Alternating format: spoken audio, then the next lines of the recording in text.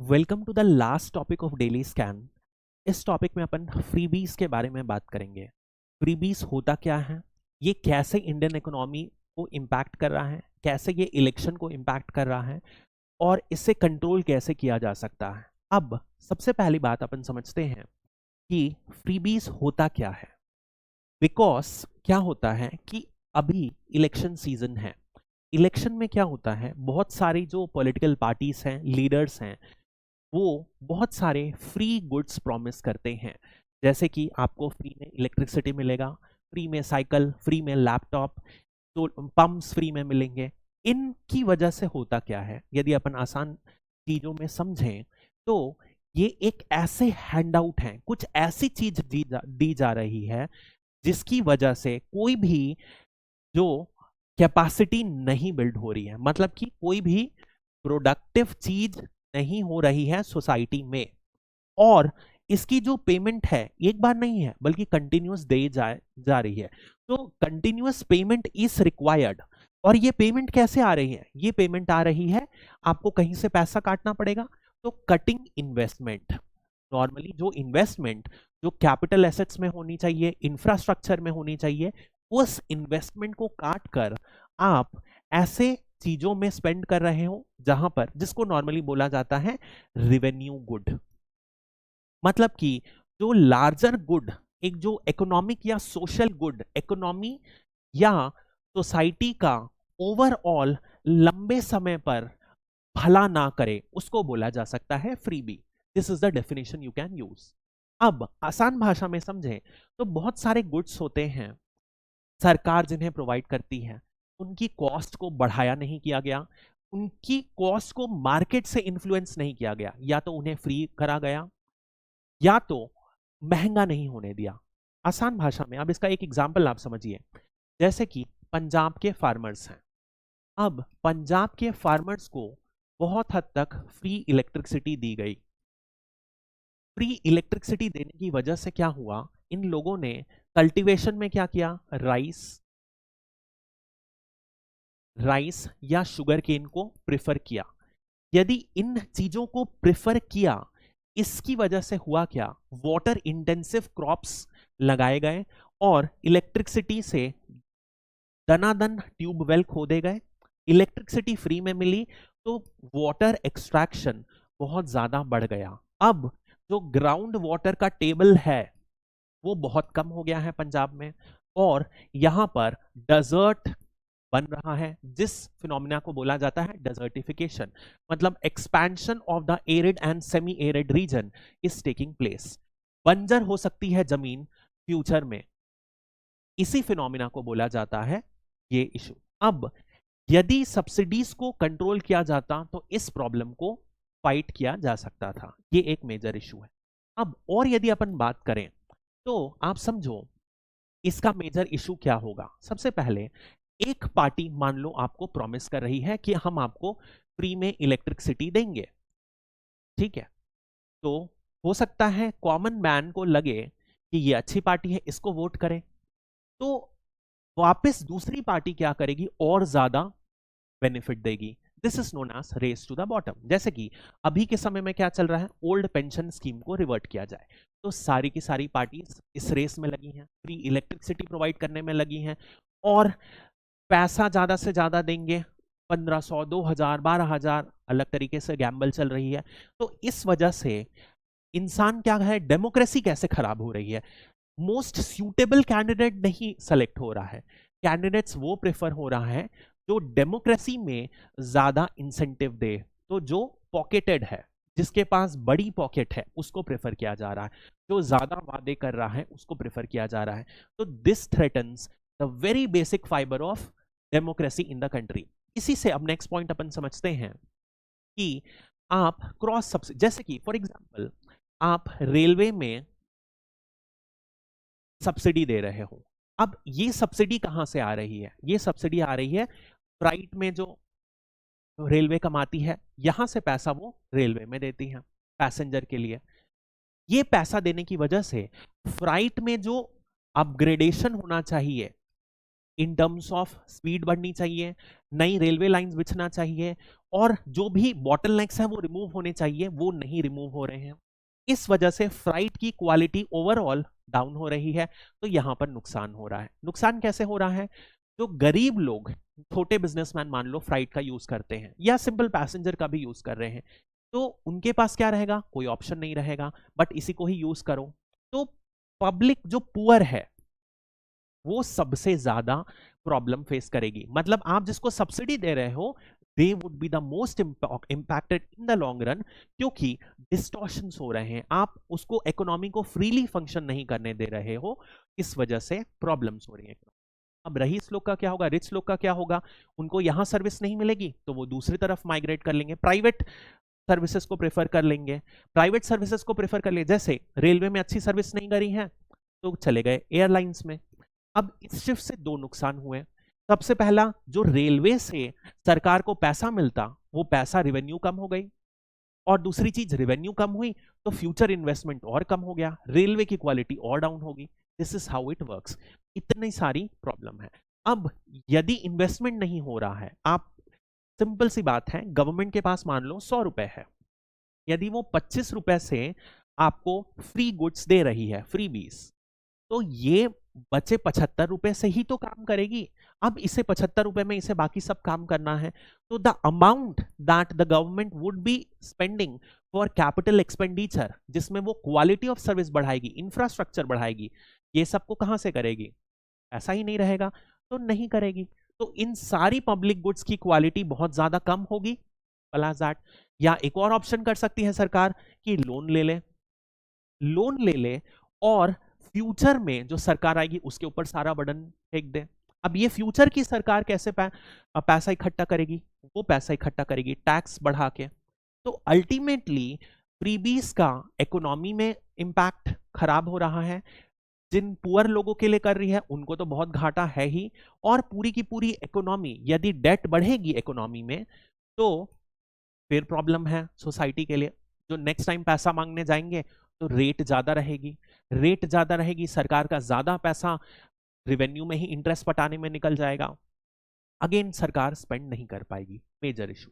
एक और सरकार जो तरीका यूज करती है वो है ऑफ बजटिंग। ऑफ बजटिंग होता क्या है? नॉर्मली सरकार को फिस्कल एफआरबीएम एक्ट जो है, इसके एक्ट के अंदर अपने सारे के सारे जितनी भी लाइबिलिटीज हैं वो मेंशन करनी पड़ती है, ताकि रेवेन्यू डेफिशिएट और फिस्कल डेफिशिएट मॉनिटर्ड रहे। This is what has to be done fiscal resource budget management act के अंदर।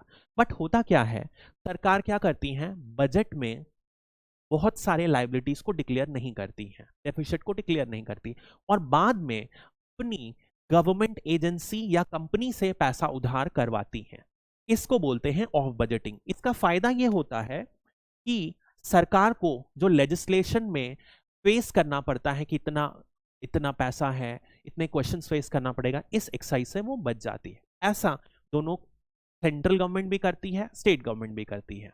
होता क्या है, जैसे फॉर एग्जांपल फूड सब्सिडी के लिए बिल कुछ बना, सरकार ने क्या किया, एक्स अमाउंट इशू किया, बाकी एफसीआई को बोला कि आप सरकार मार्केट से पैसा उधार ही ले लेना। अब ये जो मार्केट से एफसीआई पैसा उधार लेगा, ये एफआरबीएम एक्ट, ये लेजिस्लेचर में अकाउंटेबल नहीं रहा, इसको नहीं इंक्लूड किया गया, तो सरकार को आंसर नहीं देना पड़ा, फिस्कल डेफिशिएट कम हो गया क्योंकि ये लाइबिलिटी को दिखाया ही नहीं गया। समझ में आ रहा है? This is a major issue. अब इसके अलावा यदि अपन देखें कि इस प्रॉब्लम को अपन कैसे सुधार सकते हैं, एक सिंपल तरीका है, यहां पर इलेक्शन कमीशन का रोल बहुत बड़ा आता है। इलेक्शन कमीशन प्रोएक्टिवली स्टेप ले सकता है कि कैसे बढ़ाया जाए। जैसे यदि कोई पार्टीज ऐसे फ्रीबीज को डिक्लेयर कर रही है तो उनसे बोले भैया इसका जो पैसा आएगा वो कैसे आएगा, यदि इस पैसा को आप रेस करोगे तो कितने टैक्स आप बढ़ाओगे। इन सारी इनिशिएटिव्स को यदि कंपलसरी कर दिया जाए पार्टीज को मेंशन करना, तो इससे क्या होगी, वोटर अवेयरनेस बढ़ेगी। लोग केवल इससे इन्फ्लुएंस नहीं होंगे कि हमें शॉर्ट रन में फ्री इलेक्ट्रिसिटी मिलेगी, लंबे तौर पर ये भी समझेंगे कि इसका पैसा हमें ही देना पड़ेगा। That is very important. दूसरी चीज हम देखोगे, स्टेट बोरोइंग में कुछ रेस्ट्रिक्शंस रख देनी चाहिए।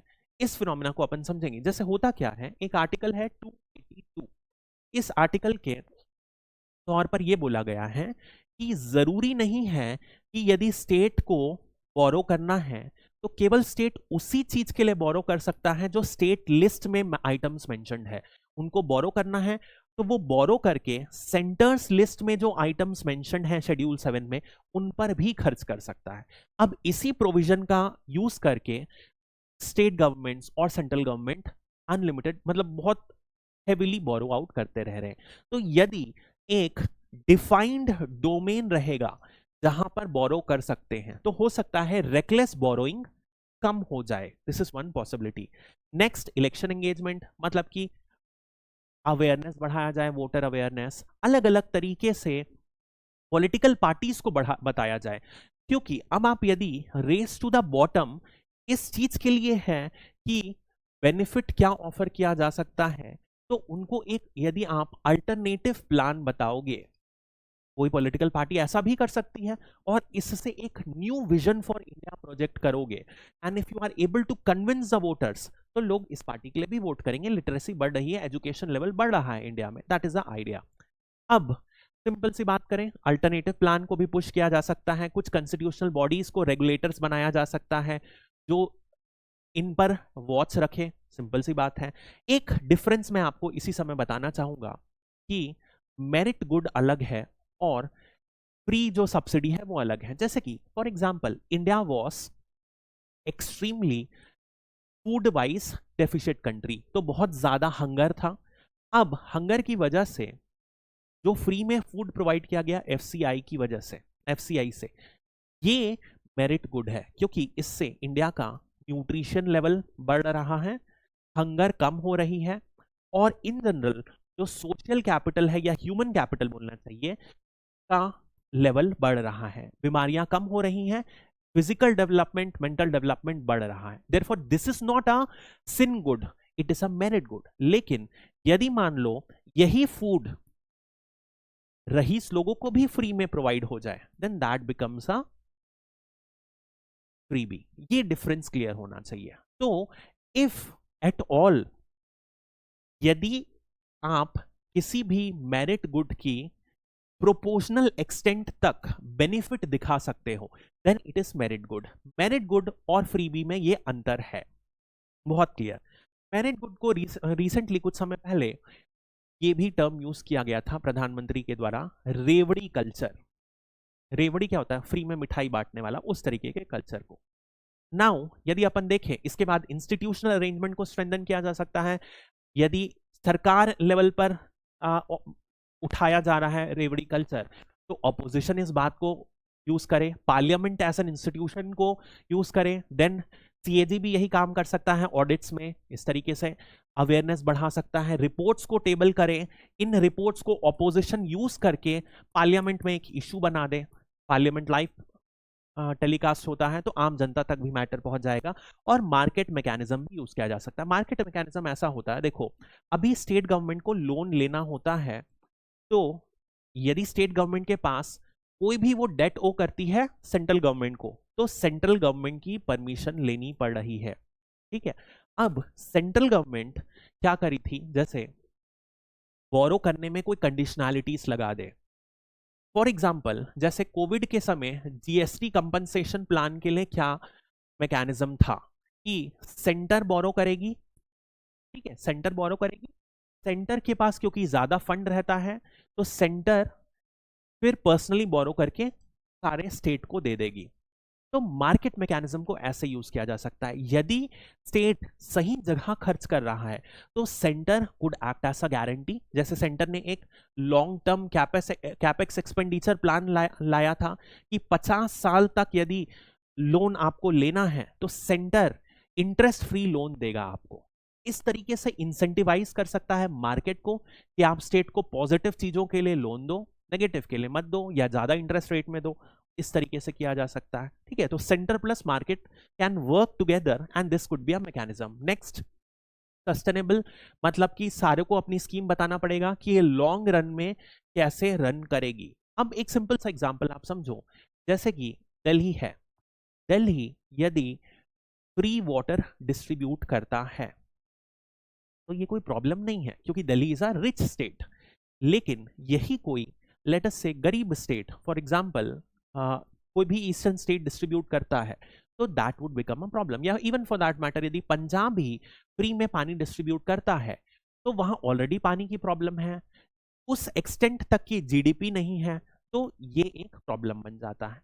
तो अपने लेवल ऑफ इनकम के हिसाब से यदि कोई सरकार अपने सब्जेक्ट्स को खुश करने के लिए कुछ बेनिफिट दे रही है, तो वो एक एक्सटेंट तक टॉलरेबल है। या तो फिर एक स्टेप ये भी लिया जा सकता है, कुछ इंडिपेंडेंट एक्सपेंडिचर ऑर्गेनाइजेशंस बना दी जाए at the level of state and centre, जो इनको रेगुलेट करे, और एफआरबीएम एक्ट को अमेंड कर दिया जाए। अमेंडमेंट कैसे लाया जाए कि इवन जो अपन अभी ने देखा ऑफशोर बजट लाइबिलिटीज इनको भी इनकॉर्पोरेट कर दिया जाए एफआरबीएम एक्ट में, ताकि एक क्लैरिटी रहे। क्लैरिटी कैसे रहे कि इन सारे लोगों को इशू आ रहा है, इन सारे में लाइबिलिटीज हैं and they will be counted under fiscal deficit. इस तरीके की बात को किया जा सकता है। So this is Article 282, which we have already talked about. That's all for this topic. Thank you. Have a nice day.